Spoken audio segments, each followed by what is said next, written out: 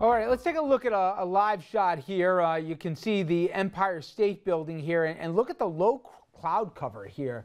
Again, just a reminder, everybody, if you thought, okay, the storm's over, got a little rain, precipitation, a little gap, well, that's all it is a gap, because there will be the second wave of the storm that will be coming through. We're not sure the length of the duration here, but it should be starting in some places within the next hour and a half to 2 hours, and then going into the early morning hours, and we'll see how much it impacts the commute. Okay, now, one of the key things any elected official has to do beyond just the day-to-day policy is to handle events, for example, like storms. Well, we've seen in most areas people acquitting themselves quite well, county executives, mayors, etc. Not so much the case in New York City today. Mayor de Blasio chose not to close the schools. This isn't second guessing. A lot of people first guessed the decision yesterday when it was announced here by the school chancellor. And when the weather was cited in reports as one of the reasons why they were keeping it open, the city's weather community, they didn't take so kindly to it when the mayor tried to basically point the finger at them. For more on that, let's turn to Samantha Liebman, who has this report. It is absolutely a beautiful day out there right now. Maybe New York City Schools Chancellor Carmen Farina thought so, but many parents did not. Conditions were windy, icy and slushy. Chloe Spencer's child was at school, but the roads are too icy. It's too much. Yeah. I don't think he should have kept them open at all. Some parents were downright angry. I think the chancellor should be fired because this is unsafe. At a press conference Thursday, Mayor Bill de Blasio was asked over and over about the decision to keep school open. Are conditions perfect? No, they're not. But our MTA has been functioning, our school buses have been functioning, and certainly, based on the information we had, it was abundantly clear we were not going to have the kind of overwhelming snow that would make it impossible for kids to get to school. The mayor and chancellor cited the break in weather as proof they made the right decision. Roads were clear by midday, but treacherous in the morning, and many parents kept their kids home. You kept her home.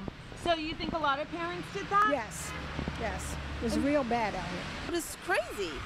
It's crazy out here. You know, it's like cars slipping, people driving crazy. You don't know what to expect. In fact, attendance Thursday was at 44%, but the mayor and chancellor noted many parents need school open and the food it provides. School was only canceled once this season because of extreme temperatures. It's happened only 11 times since 1978. This suggests a kind of consensus in this town that we can handle a lot. Because of all the questions as to why school remained open today, Chancellor Farina says in the future they will try to make the decision-making process more transparent and get more feedback from parents. For RFL, I'm Samantha Liebman in Brooklyn. Okay, but there was so much backstory to this particular conversation where when pressed on the decision as to why, the mayor cited the National Weather Service, the indication being that they didn't really predict the storm accurately for what happened. Well, we've seen this before, remember? In Atlanta and in Georgia, you had folks there that were basically saying the National Weather Service screwed up. They didn't take kindly to that, nor did the meteorological community coast to coast. People chimed in. Well, today, Al Roker sounded off in addition to the National Weather Service, and there became a Twitter war or a back and forth between the mayor and Al Roker. Certainly not the best of days here for the new mayor. We've talked many times in this program how if you can screw up a storm, it could be politically very damaging here. And for a new mayor today, certainly a day I think that he wish he had back. Okay, now, in addition to all the sidebars for this, and obviously accumulation being a big issue in the travel, there's also another concern when it comes to storms, especially for some of the coastal communities, and that is flooding. And for more on that, let's go to Fox 1 News' Carolyn Fortino, who files this report from Bayville out on Long Island. The waves crashed viciously on the shore in Bayville, Long Island, the coastal community getting slammed by another round of winter weather.